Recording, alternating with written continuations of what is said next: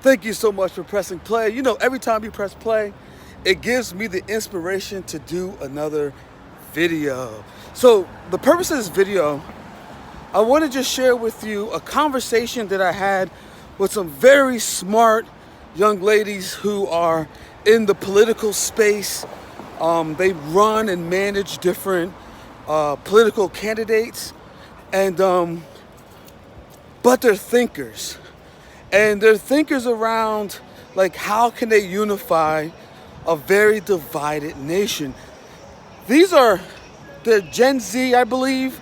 So they're really young, but they have very inspiring aspirations.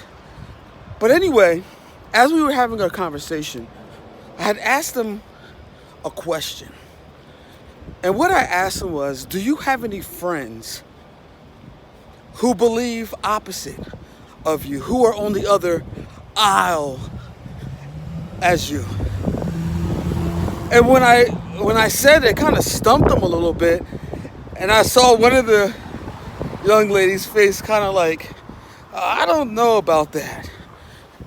And as we began to continue our conversation, I told them this. I said, if you're looking to unify the nation, a lot of these problems that we're facing aren't really rocket science to fix. We have the resources, the technical resources, the human resources, the financial resources to fix most of the pressing problems that we're facing today. But these problems have to be fixed, in my opinion, in a bipartisan effort. It has to be bipartisan. It has to be a bipartisan effort in which we're fixing some of the biggest problems that we're facing. And they looked at me and they were like, you kind of make a little bit of sense. And I broke it down to them another way. I said, hey, if you call yourself educated, to me, what I believe education is your ability to hold two opposing thoughts. Wow, look at this. Sorry for interrupting, but look at this. Literally a hole in the ground. They're building another thing. But anyway, I thought that was interesting.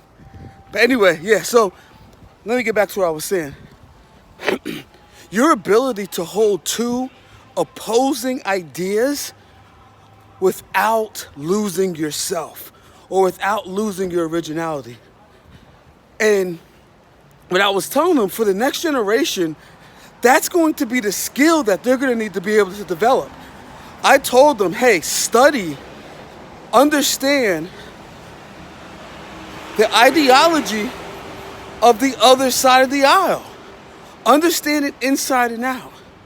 Because what that's going to do is that's going to inform your ability to make decisions and really understand the other side so that you can articulate and frame solutions. But if you're just stuck in one side, you're not going to be able to see the full solution because the problems are way too complicated for one party. The problems are way too complicated for one person.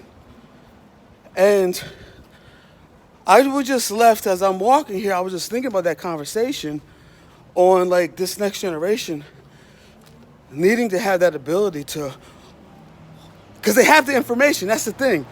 They have the information. Another thing I told them was, what I noticed from a lot of younger people that are into politics, they don't realize, but they're spouting out the rhetoric of their political parents. And what I mean by that is, there's been a lot of trauma and stuff that have been caused by policies and politicians that are causing this division that we're facing now. This division didn't come by accident. This has always been there. It's just that it hit its head. And what I told them is, having the skill to be able to come back out and look at both sides and kind of understanding both sides of the matter, the ideologies, it's what's going to help them at least begin to scratch the surface of building a new framework for society.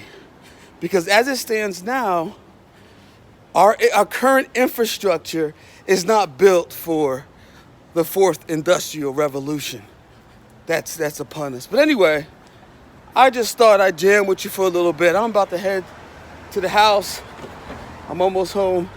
But I'll be hanging out in the comments for a little bit. Did anything I say resonate? What resonated with you? I really appreciate the conversations I've been having in the comments lately.